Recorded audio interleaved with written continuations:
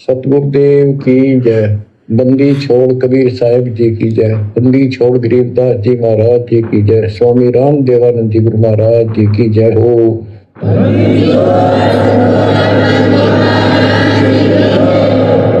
देखो, गुरुदेव भगवान ने सारे जयकारे लगाए। बंदी छोड़ कबीर साहिब की जय, बंदी छोड़ गरीबदास जी महाराज जी की जय, स्वामी राम देवानंद जी महाराज की जय। फिर गुरुदेव भगवान चुप हो गए। आगे का जो जयकारा है वो भगत भाई बहन लगा रहे हैं और क्या कह रहे हैं? बंदी छोड़ सतगुरु रामपाल जी भगवान की जय। यानी भाई और बहनों, इस कलयुग की बिचली पीढ़ी में जो कि मोक्ष का प्राइम टाइम है, गुरुदेव ने हमें तत्व ज्ञान दे दिया है। अब यदि हमने पतिव्रता धर्म पर रहकर भक्ति नहीं की तो आप और हमारी आत्मा का कल्याण नहीं हो सकता। पतिव्रता धर्म क्या है, पतिव्रता पद क्या है? केवल एक गुरु, इसके अलावा और कोई नहीं, चाहे कोई भगवान क्यों ना आ जाए। यदि एकमात्र भगत ने वर्तमान की कलयुग की बिचली पीढ़ी में जयकारा लगाना है तो केवल अपने पूज्य गुरुदेव भगवान का। यदि एकमात्र किसी महापुरुष को दंडवत प्रणाम करना है इस कलयुग की बिचली पीढ़ी के भगत ने तो केवल अपने पूज्य गुरुदेव भगवान को। इसके अलावा ना किसी का जयकारा लगाना है और ना किसी को दंडवत करना है, क्योंकि जयकारा लगाना और दंडवत करना ये उसकी पूजा करने में आता है। और पूजा हमने केवल अपने एक इष्ट की करनी है, परम अक्षर ब्रह्म की करनी है। और साध संगति से जुड़कर हम भगत भाई बहनों को बखूबी ये समझ में आ गया है कि पूरे विश्व का एकमात्र इष्ट देव, आराध्य देव और पूज्य देव सिर्फ और सिर्फ सतगुरु रामपाल जी परमेश्वर हैं। हाँ, बाकी समाज को 2028 के आसपास समझ में आने लग जाएगी, लेकिन जो विशेष आत्मा है जिनको परमेश्वर ने साथ संगति से जोड़ा हुआ है, उन आत्माओं को समय रहते बात समझ में आ चुकी है। भाई और बहनों, परम पूज्य परमेश्वर सतगुरु रामपाल जी ये स्वयं साक्षात परम ब्रह्म परमात्मा है। इनके ऊपर कोई नियम लागू नहीं है, कोई मर्यादा इनके ऊपर लागू नहीं है, कोई भी कर्म इनके ऊपर लागू नहीं है। ये तो केवल इस काल लोक में आकर परमात्मा आप और हमें समझाने के लिए एक गुरु शिष्य परंपरा का निर्वाह करते हुए परमात्मा हर किसी की जय बोल देते हैं। एक सामान्य से प्राणी को परमात्मा अपना मुंह बोला गुरु धारण करते हैं, फिर उन्हें गुरुदेव गुरुदेव, भगवान भगवान, परमात्मा परमात्मा कहकर पुकारते हैं, केवल आप और हमें यह समझाने के लिए कि एक शिष्य का अपने गुरुदेव के प्रति कैसा भाव होना चाहिए, शिष्य के हृदय में गुरुदेव के प्रति कैसी असीम श्रद्धा होनी चाहिए। अन्यथा सतगुरु रामपाल जी के ऊपर कोई नियम, कोई मर्यादा, कोई कानून लागू नहीं है, क्योंकि ये सारी सृष्टि के परमात्मा है, पूरी कायनात को रचने वाला भगवान है। ये अपनी एक वाणी में परमात्मा हमें सजग करते हैं कि शिष पूजय गुरु आपना और गुरु पूजय सब साध, कहे कबीर उन दोनों का मता बड़ा अगाध। शिष्य के लिए गुरु ने क्या आदेश दिया है? शिष पूजय गुरु आपना, यानी एक शिष्य ने, उस तत्वज्ञानी शिष्य ने जिसको समझ में आ जाता है, उसने केवल एकमात्र अपने गुरु की ही पूजा करनी होती है।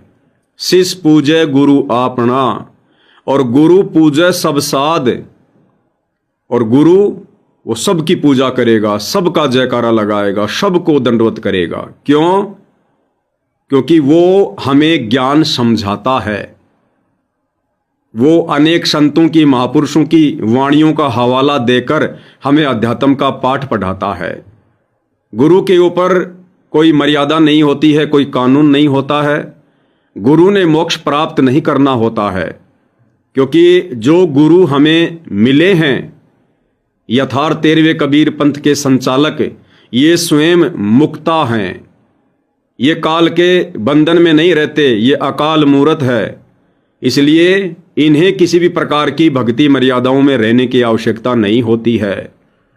ये केवल आप और हमें भक्ति का पाठ पढ़ाने के लिए भक्ति मर्यादाओं में रहने की, मुंह बोला गुरु बनाने की केवल भूमिका करते हैं। तो शिष्य पूजे गुरु आपना, वही शिष्य इस कलयुग की पिछली पीढ़ी में सफल होगा, मोक्ष प्राप्त कर पाएगा, जो केवल अपने गुरु के अलावा किसी और की तरफ पूज्य रूप में, इष्ट रूप में आंख उठाकर भी नहीं देखेगा। और गुरु पूजय सब साध, गुरु हमें भक्ति समझाने के लिए सबकी पूजा करेगा, सबका जयकारा लगाएगा। कहे कबीर इन दोनों का मता बड़ा अगाध। तो ये अगाध मता क्या है, ये आप जी को समझा दिया गया है। इसलिए आप और हमने केवल अपने गुरुदेव भगवान का ही जयकारा लगाना है। हाँ, हम ये कहकर भी जयकारा लगा सकते हैं, बंदी छोड़ कबीर साहिब की जय, क्योंकि बंदी छोड़ कबीर साहिब परम पूज्य सतगुरु रामपाल जी का वैदिक नाम है। चाहे कबीर कहो चाहे सतगुरु रामपाल जी कहो, बात एक ही है। चाहे कबीर साहिब जी की जय कहो चाहे सतगुरु रामपाल जी की जय कहो, बात एक ही है। लेकिन सामने तस्वीर, फोटो प्रत्यक्ष में या सूक्ष्म रूप से केवल सतगुरु रामपाल जी की होनी चाहिए। यदि सामने फोटो गलती से उस दाढ़ी मूंछ वाले नकली कबीर की है, जो हम कबीर मानकर आज से पहले पूज रहे थे, तो फिर हमने बंदी छोड़ कबीर साहिब की जय नहीं बोलनी, क्योंकि उस समय हमारा भाव फिर उस फोटो की तरफ चला जाएगा। तो हमने केवल कबीर साहिब का जयकारा लगाना है, क्योंकि कबीर साहिब हमारे गुरुदेव हैं। लेकिन उस दाढ़ी मूंछ वाली कबीर की नकली फोटो को हमने रखना नहीं है, ना घर में, ना घट में, ना लॉकेट में, ना घर की दीवारों पर। केवल एकमात्र छवि, तस्वीर पूज्य गुरुदेव भगवान की। इसके अलावा हमने ना ही तो आदरणीय गरीबदास जी का जयकारा लगाना है, ना हमने दादा गुरु जी का जयकारा लगाना है, ना हमने पंडित चिदानंद जी का जयकारा लगाना है, ना अन्य किसी महापुरुष का जयकारा लगाना है।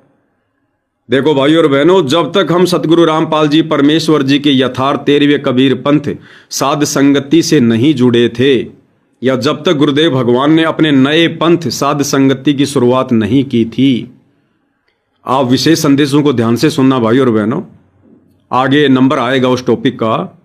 पूज्य गुरुदेव भगवान ने इसार जेल से विशेष संदेश में साफ साफ कहा है कि आगे चलकर हम एक नया पंथ चलाएंगे। भाई पंथ तो सन 1994 से चल चुका है। अरे गुरुदेव ने 1994 से दीक्षा देना प्रारंभ कर दिया था, शिष्य बनाना प्रारंभ कर दिया था। तो यथार्थ पंथ तो 1994 से चल चुका है। फिर अब सन 2014 के बाद, इसार जेल जाने के बाद सतगुरु रामपाल जी और किस नए पंथ को चलाने की बात कर रहे हैं? तो वो नया पंथ गुप्त रूप से चल रहा है, उसका नाम है साध संगति। ये है सतगुरु रामपाल जी का यथार्थ 13वां कबीर पंथ। तो जब तक हम साध संगति से नहीं जुड़े थे, तब तक भाई और बहनों हम चाहे जिसके जयकारे लगा रहे थे, हम सभी को दंडवत कर रहे थे। लेकिन अब गुरुदेव ने हमें पतिव्रता पद की भक्ति से जोड़ दिया है। अब हम अव्यभिचारिणी भक्ति ही करेंगे, हम व्यभिचारिणी यानी वैश्या भक्ति नहीं करेंगे। तभी आप और हमारा उद्धार होगा, हमारा मोक्ष होगा। सर्व संतों की जय, सर्व भक्तों की जय, धर्मी पुरुषों की जय, श्री काशी धाम की जय, श्री सुडानी धाम की जय, श्री करोथा धाम की जय, श्री बरवाड़ा धाम की जय। अब गुरुदेव भगवान यहाँ पर बहुत सारे आश्रमों की जय जयकार कर रहे हैं। श्री बरवाड़ा धाम की जय, श्री करोथा धाम की जय, श्री काशी धाम की जय। अब भाई और बहनों, आप और हमने तो काशी धाम देखा भी नहीं है, ना सतगुरु रामपाल जी का बनारस के काशी में कोई धाम है। तो हमने केवल उसी धाम की जय बोलनी है जिस धाम में हमारे गुरुदेव भगवान प्रत्यक्ष में विराजमान होंगे, विद्यमान होंगे। आज हमारे गुरुदेव बरवाड़ा में विराजमान नहीं है, हमने बरवाड़ा धाम की जय नहीं बोलनी। जिस धाम में, जिस आश्रम में हमारे गुरुदेव भगवान के चरण कमल नहीं है, वो हमारे लिए धाम नहीं है, वो केवल पत्थर कंकड़ मिट्टी से बना एक स्ट्रक्चर है। तो जब हमारे पूज्य गुरुदेव भगवान इसार जेल से अपने मिशन को पूरा करके आ जाएंगे, वे चाहे हरियाणा के किसी धाम में रहो या हरियाणा से बाहर किसी धाम में रहो, जिस धाम में गुरुदेव भगवान रहेंगे, यदि हम जयकारा भी लगाएंगे तो केवल उसी धाम का लगाएंगे।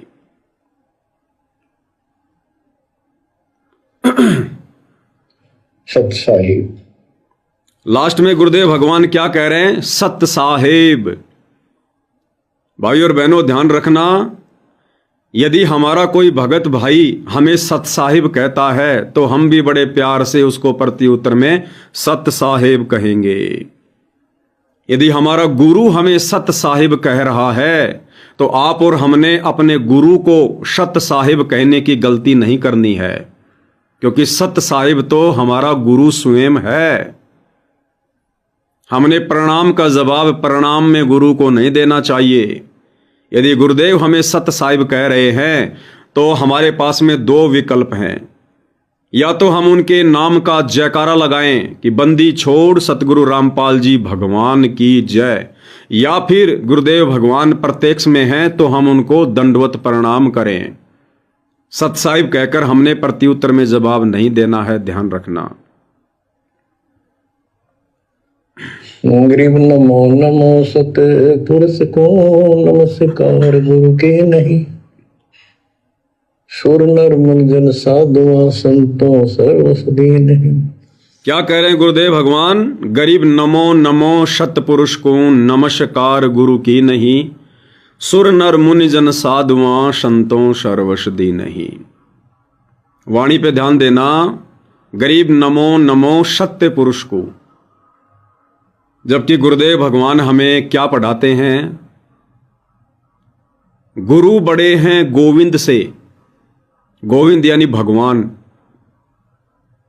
गुरु को भगवान से बड़ा बताया है। गुरु बड़े हैं गोविंद से, मन में देख विचार, हरि सुमरे सोवार हैं गुरु सुमरे हो पार। फिर एक वाणी में परमात्मा कहते हैं, सात दीप नौ खंड में गुरु से बड़ा ना कोई, करता करे ना कर सके सतगुरु करे सो होय। और वाणी क्या कह रही है? गरीब नमो नमो सतपुरुष को, यानी सबसे पहले नमस्कार किसको करना है? सत्य पुरुष को। सत्य पुरुष कौन? कबीर साहिब, परमात्मा। तो भाई और बहनों, हमने समझना है, परमात्मा अपनी एक वाणी में तो कहते हैं कि गुरु बड़े हैं गोविंद से, और एक वाणी में कह रहे हैं गरीब नमो नमो सतपुरुष को। और फिर भी हम भाई बहन रोजाना गरीब नमो नमो सतपुरुष को कर रहे हैं। तो हमारा ध्यान जिस समय वो सत्य पुरुष शब्द आता है कि गरीब नमो नमो सतपुरुष को, उस समय हमारा ध्यान हमारे गुरुदेव के चरणों में होना चाहिए। दाढ़ी मूंछ वाले नकली कबीर की तस्वीर में नहीं होना चाहिए, क्योंकि वो दाढ़ी मूंछ वाली फोटो सत्य पुरुष नहीं है। स्वयं सत्य पुरुष कबीर साहिब ही धरती पर प्रकट होकर संत की भूमिका करते हैं, गुरु की भूमिका करते हैं। इसलिए हमने ज्ञान को आधार बनाकर जब हम ये वाणी बोलें गरीब नमो नमो सत्य पुरुष को, तो उस समय हमारे पूज्य गुरुदेव भगवान की सलोनी सूरत, उनका चेहरा, उनकी छवि, उनके चरण कमल हमारी आंखों के सामने आने चाहिए, क्योंकि सत्य पुरुष और गुरु दोनों एक ही होते हैं इस कबीर परमेश्वर की सत भक्ति में। सतगुरु साहिब एक है, दूजा ब्रह्म विरोध, बिन सतगुरु सूझे नहीं, चाहे पढ़ो 18 बोध। गुरु और परमात्मा दोनों एक ही होते हैं। इसलिए परमात्मा ने अपनी वाणी में कहा है, गरीब नमो नमो सतपुरुष को नमस्कार गुरु की नहीं, सुर नर मुनि जन साधुआ संतों सर्वश दी नहीं। गरीब नमो नमो सतपुरुष को नमस्कार गुरु के नहीं, सुर नर मुनि जन साधुआ संतों सर्वश दी नहीं। सुर नर मुनि जन साधुआ संतों सर्वश दी नहीं। इसके बाद गुरुदेव ने हमें आदेशित किया है कि हमने सभी मानव शरीरधारी आत्माओं का, चाहे स्त्री हो चाहे पुरुष हो, हमने उनका सम्मान करना है, आदर करना है, सत्कार करना है। अब मानव शरीरधारी आत्मा में तो कोई शराबी भी है, नशेड़ी भी है, कोई डकैत भी है, कोई चोर भी है। फिर गुरुदेव भगवान सभी का आदर करने के लिए क्यों कह रहे हैं? क्योंकि भाई और बहनों, वे मानव शरीरधारी आत्माएं, चाहे स्त्री हैं या पुरुष हैं, जिनका जन्म कबीर परमेश्वर जी के समकालीन समय में होता है, वे विशेष आत्मा होती हैं, विशेष भक्ति धन से युक्त होती हैं। वे आत्माएं चाहें तो गुरु की पहचान करके शास्त्र अनुकूल शत भक्ति मार्ग से जुड़कर अपनी आत्मा का कल्याण करवा सकती हैं। सतगुरु कबीर साहिब जब गुरु रूप में धरती पर प्रकट होते हैं, जैसे वर्तमान में 8 सितंबर 1951 से सतगुरु रामपाल नाम से प्रकट हैं, और इस समय पूरे विश्व में जितने भी मनुष्य शरीरधारी प्राणी हैं, स्त्री या पुरुष, उनका सौभाग्य, उनका लक ब्रह्मा विष्णु महेश और 33 करोड़ देवी देवताओं से भी कहीं अधिक है। क्योंकि इस पृथ्वी लोक पर मनुष्य जन्म प्राप्त करना ये बेहद मुश्किल है, बहुत मुश्किल है, रेयर है। क्योंकि पृथ्वी लोक को मुक्ति खेत कहा जाता है, यानी मोक्ष यदि हम 21 ब्रह्मांड में कहीं प्राप्त कर सकते हैं तो केवल इस पृथ्वी पर, और पृथ्वी पर 184 योनियां हैं, उनमें से यदि हमें मनुष्य जन्म प्राप्त है तो हम मोक्ष प्राप्त कर सकते हैं। तो जिन आत्माओं को वर्तमान में सतगुरु रामपाल जी परमेश्वर जी के रहते सहते उनके समकालीन इस पृथ्वी पर मनुष्य जन्म प्राप्त है, उन आत्माओं के लिए सुअवसर है कि वो आत्माएं थोड़ा सा बुद्धि विवेक का इस्तेमाल करके गुरुदेव के प्रवचन घर बैठे बैठे सुनकर, इस ज्ञान को समझकर, उनसे उपदेश लेकर अपनी आत्मा का कल्याण करवा सकती हैं। इसलिए परमात्मा ने सभी संतों महात्माओं को और सभी आत्माओं को आदर सत्कार देने के लिए कहा है। और आपने एक सत्संग सुना होगा पूज्य गुरुदेव भगवान के मुख कमल से, जिसमें गुरुदेव भगवान हमें समझा रहे हैं कि बच्चों, जब तुम त्रिकुटी पर जाओगे, त्रिकुटी पर तुम्हारी परीक्षा होगी।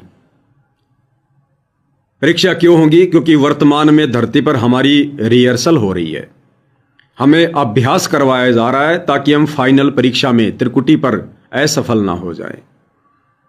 और हमारी सबसे बड़ी जो परीक्षा है भाई और बहनों, वो क्या होगी? हमारी सबसे बड़ी परीक्षा ये होगी कि हमने इस पृथ्वी लोक पर भक्ति करते करते गुरु को परमात्मा के रूप में जाना या नहीं जाना, गुरु को ही अपना इष्ट देव, अपना आराध्य देव, अपना पूज्य गुरुदेव माना या नहीं माना। यही हमारी सबसे बड़ी परीक्षा होगी। क्योंकि गुरुदेव भगवान कहते हैं कि बच्चों, असंख्यों युगों से तुम इस कबीर परमेश्वर जी की शरण में रहकर भक्ति करते आ रहे हो।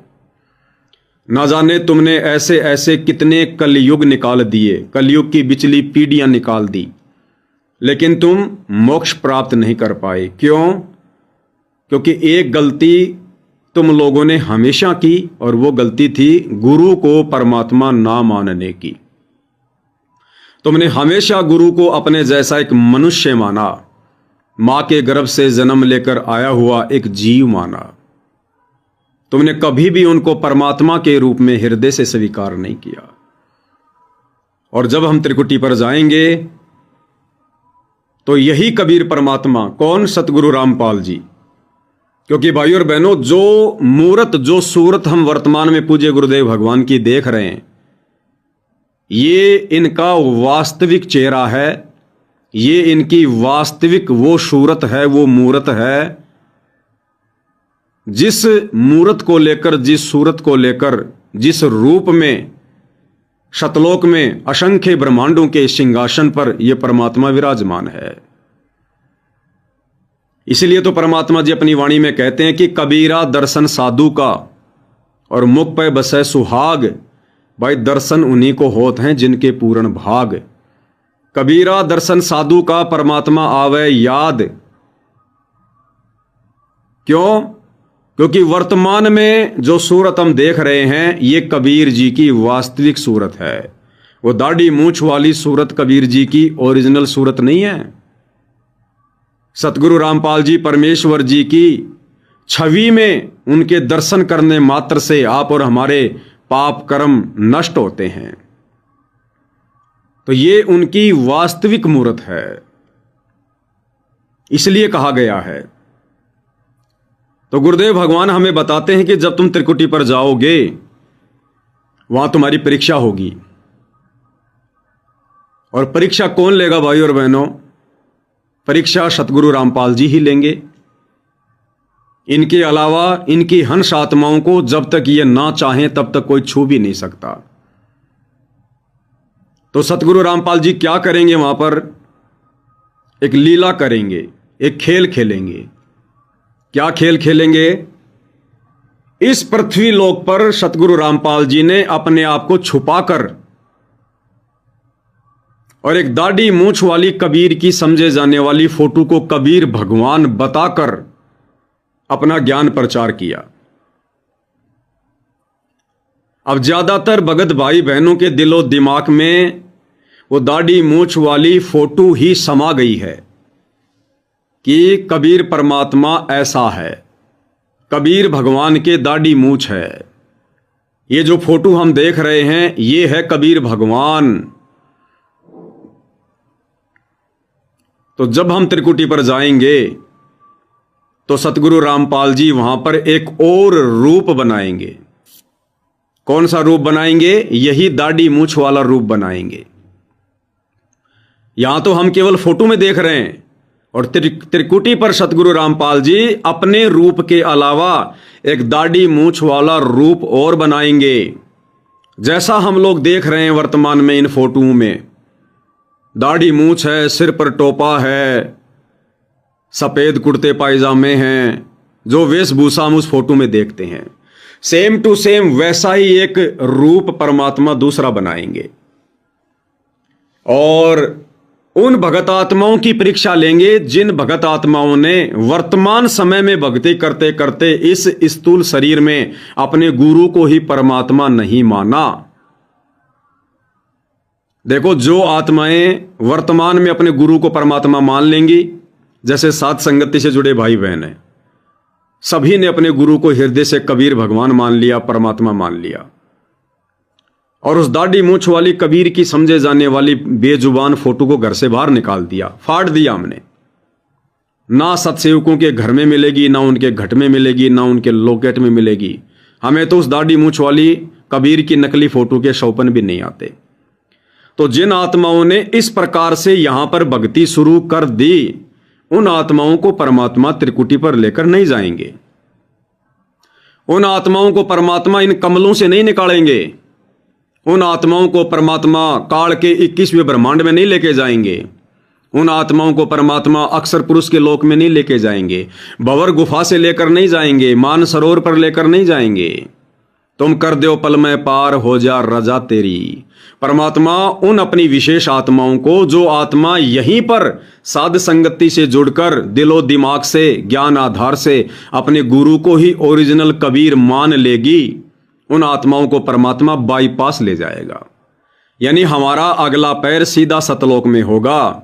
हमें परमात्मा इस झंझट से लेकर नहीं जाएगा। शरीर के कमलों से फिर त्रिकुटी पर परमात्मा उन भगत भाई बहनों को लेकर जाएगा जिन भगत भाई बहनों ने वर्तमान समय में भक्ति करते करते गुरुदेव के इतने सत्संग करने के पश्चात, इतने संकेत करने के पश्चात, इतना समझाने के बाद और इतने साथ संगति के माध्यम से वीडियो बनवाकर संगत में वायरल करवाने के बाद भी जो भाई बहन वही नादानी करेंगे, अपने गुरु को मानुष मानेंगे, अपने गुरु को कबीर जी का दास मानेंगे, उनकी परमहंस आत्मा मानेंगे, कबीर का अवतार मानेंगे, अपने गुरु का अवतरण दिवस मनाएंगे, जन्मदिन मनाएंगे और दाढ़ी मूछ वाली कबीर की नकली फोटो को भगवान मानकर कबीर प्रकट दिवस मनाएंगे, अपने गुरु का बोध दिवस मनाएंगे। जिनके घरों में दाढ़ी मूछ वाले कबीर की फोटो होगी, जो दाढ़ी मूछ वाली कबीर की फोटो को दंडवत करते हैं, जयकारा लगाते हैं, उन तमाम आत्माओं को परमात्मा इन कमलों से लेकर जाएगा, फिर त्रिकुटी पर लेकर जाएगा क्योंकि उन आत्माओं को परमात्मा ने फैल करना होता है। तो वहां पूज्य गुरुदेव भगवान फिर एक और रूप बनाएंगे, दाढ़ी मूंछ वाली उस फोटो जैसा, और उस भगत के सामने आकर खड़े हो जाएंगे। उस भगत को यही लगेगा कि और कोई नहीं है, बस मैं अकेला हूं, और सामने देखो गुरुजी खड़े हैं, कबीर भगवान खड़े हैं। और ऐसी प्रत्येक भगत की परीक्षा होगी, प्रत्येक की ऐसे होगी। जैसे आपने सुना होगा ना गुरुदेव के सत्संग में कि जब रविदास जी से एक राजा की रानी ने दीक्षा ले ली थी, और जब उसने भंडारा कराया तो अपने गुरुदेव को बुलाया, रविदास को। वहां पर 700 ब्राह्मण भी थे। तो जब ब्राह्मणों ने देखा कि यहां पर तो ये रविदास बैठा हुआ है, उस समय जातिवाद चरम सीमा पर था, तो ब्राह्मणों ने मना कर दिया कि रानी, हम तेरे भंडारे में भोजन नहीं करेंगे, क्योंकि यहां तूने अछूत को बैठा रखा है, ये चमार जाति से है, इसको यहां से हटाओ। तो उस समय परमात्मा ने एक लीला की, प्रत्येक ब्राह्मण के साथ में एक रविदास बैठकर भोजन कर रहा है और एक दूसरे को दिखाई नहीं दे रहा। जैसे मेरे साथ रविदास जी बैठ के भोजन कर रहे हैं, तो मेरे बराबर वाले को दिखाई नहीं दे रहा, बराबर वाले को यह लग रहा है कि मेरे साथ नहीं खा रहे, दूसरे के साथ खा रहे हैं, दूसरे को ऐसा लग रहा है कि दूसरे के साथ खा रहे हैं, जबकि 700 के 700 ब्राह्मणों के साथ में रविदास जी बैठकर भंडारा कर रहे थे। तो ठीक इसी प्रकार जब हम त्रिकुटी पर जाएंगे, इंडिविजुअल हमारी परीक्षा होगी, और उस समय सतगुरु रामपाल जी एक दूसरा रूप बनाएंगे, दाढ़ी मूंछ वाले नकली कबीर का, और प्रत्येक भगत को ऐसा लगेगा जैसे मैं अकेला खड़ा हूं, सामने गुरुजी हैं और कबीर भगवान हैं। अब उस समय हम क्या करेंगे? तो जिस नादान आत्मा ने इस धरती पर अपने गुरु को परमात्मा नहीं माना, वो त्रिकुटी पर कैसे मानेगा? क्योंकि क्या कहते हैं गुरुदेव कि स्थूल शरीर छूटने के बाद हम सूक्ष्म शरीर में रहेंगे, और जैसे हमारे आचार विचार स्थूल शरीर में होते हैं, हमारी जो सोच होती है वो ज्यों की त्यों हमारे सूक्ष्म शरीर में बनी रहती है। तो जो भाई यहीं पर अपने गुरु को जीव मान रहे हैं, मानुष मान रहे हैं, उनका बोध दिवस मना रहे हैं, उस दाढ़ी मूंछ वाली नकली कबीर की फोटो को भगवान भगवान कहकर जयकारे लगा रहे हैं, उसका कबीर प्रकट दिवस मना रहे हैं, तो त्रिकुटी पर वो भगत क्या करेगा? वो संत रामपाल जी को बाद में, और पहले उस दाढ़ी मूंछ वाले को भगवान मानकर उसको दंडवत करेगा। ऑटोमेटिक होगा, संत रामपाल जी की तरफ उन भगतों का ध्यान भी नहीं जाएगा। सबसे पहले दाढ़ी मूंछ वाले को दंडवत करेंगे, और उसी समय फिर परमात्मा अपना विधान बता देगा, उस आत्मा को परमात्मा फैल कर देगा कि रे नालायक, तेरे को सत्संगों में क्या समझाया था, तेरे को दिन रात सत्संग कर करके क्या बताया था, क्या समझाया था, तूने सत्संग क्यों नहीं सुने, हल्के में क्यों लिया तूने? और गुरुदेव भगवान फिर ये सत्संग उस आत्मा के सामने सुनाना शुरू कर देंगे। वहां तो ऑटोमेटिक सिस्टम होता है भाई और बहनों, कोई स्पीकर की जरूरत नहीं पड़ती है, ऑटोमेटिक आकाशवाणी चल पड़ेगी। उस भगत की जो सूक्ष्म शरीर में होगा, उसकी आंखों के सामने प्रोजेक्टर चल पड़ेगा। और कौन सा सत्संग? ये वाला सत्संग। गुरु और गोविंद दोनों खड़े, वहां मान लीजिए परमात्मा दोनों रूप बना के खड़ा हो जा, एक दास का रूप और दूसरा अपना ओरिजिनल रूप। तो कहते हैं वहां भी परीक्षा होगी, किसके लागू पाए? सबसे पहले कहते बलिहारी गुरु अपना, जिन गोविंद दियो मिलाए। अपने गुरु जी के चरणों में गिरना, वहां पर परमात्मा की तरफ अगर झांक भी लिया उधर साथ होगी तो वो रिजेक्ट करेंगे आपको। यहां भी ऐसा ही होगा। तो वहां गुरु जी के ही चरणों में समर्पित होना है, तो भगवान प्रसन्न। तो क्लियर कर दिया गुरुदेव ने कि गुरु गोविंद दोनों खड़े, काके लागू पाए, बलिहारी गुरु आपना, जिन गोविंद दियो मिलाए। कि वहां परमात्मा अपने दो रूप बना के खड़ा होगा, एक इस दास का यानी गुरुदेव अपने लिए कह रहे हैं, और एक अपना ओरिजिनल रूप कबीर वाला, दाढ़ी मूंछ वाला। फिर कहते हैं तुम्हारी परीक्षा होगी वहां पर, किसके लागू पाए। फिर गुरुदेव कह रहे हैं यदि तुमने अपने गुरु के अलावा उस दाढ़ी मूंछ वाले कबीर भगवान की तरफ उसको दंडवत करना तो दूर, उसके पैरों में पड़ना तो दूर, अगर तुमने उसकी तरफ झांक भी लिया, झांकना का मतलब होता देखना, अंतरात्मा से, हृदय से। आंखें तो जा सकती है, कोई बड़ी बात नहीं है। अंतरात्मा से, हृदय से यदि तुमने उसकी तरफ झांक भी लिया, झांकने का मतलब कि ये कबीर भगवान, अरे कबीर भगवान आ गए, अरे हमने तो इनको केवल फोटो में देखा था, तो साक्षात दर्शन हो गए, मैं तो धन्य हो गया। इस प्रकार से यदि तेरे मन में भाव आ गए, और यदि तूने अपने गुरु के अलावा भूल कर भी उस दाढ़ी मूंछ वाले रूप को दंडोत प्रणाम कर दिया, कहते हैं उसी समय तू फेल हो जाएगा। फिर क्या कह रहे हैं गुरुदेव, यहां भी ऐसा ही है। यहां मतलब वर्तमान समय में, यानी वर्तमान में भी हमने उस दाढ़ी मूंछ वाले कबीर की तरफ झांकना नहीं है, उसको परमात्मा के रूप में नहीं देखना, उसको दंडोत प्रणाम नहीं करना, उसको भोग नहीं लगाना, उसके नाम के जय जयकारे नहीं लगाने। तो ये परीक्षा होगी वहां पर। लेकिन भाइयों और बहनों, जो यहां नहीं सुधरेंगे वहां भी वो नहीं समझ पाएंगे, वहां केवल उनको फेल करने के लिए परमात्मा ऐसी लीला करेंगे। तो देखो कितना बड़ा सौभाग्य आप और हम सत्सेवक भाई बहनों का। और ऐसे आपको यकीन होना चाहिए कि साध संगति सतगुरु रामपाल जी का 13वां यथार्थ कबीर पंथ है, सत सुकृत पंथ है, जिस पंथ से जोड़कर पूज्य गुरुदेव भगवान हमें सतलोक के लिए तैयार करवा रहे हैं, ये संदेशे दिलवा रहे हैं। अन्यथा आप और हम भी यही गलती करते जो गलती आज इन सतलोक आश्रमों में जाकर लाखों की संख्या में हमारे भगत भाई कर रहे हैं। आगे क्या कह रहे हैं परमात्मा।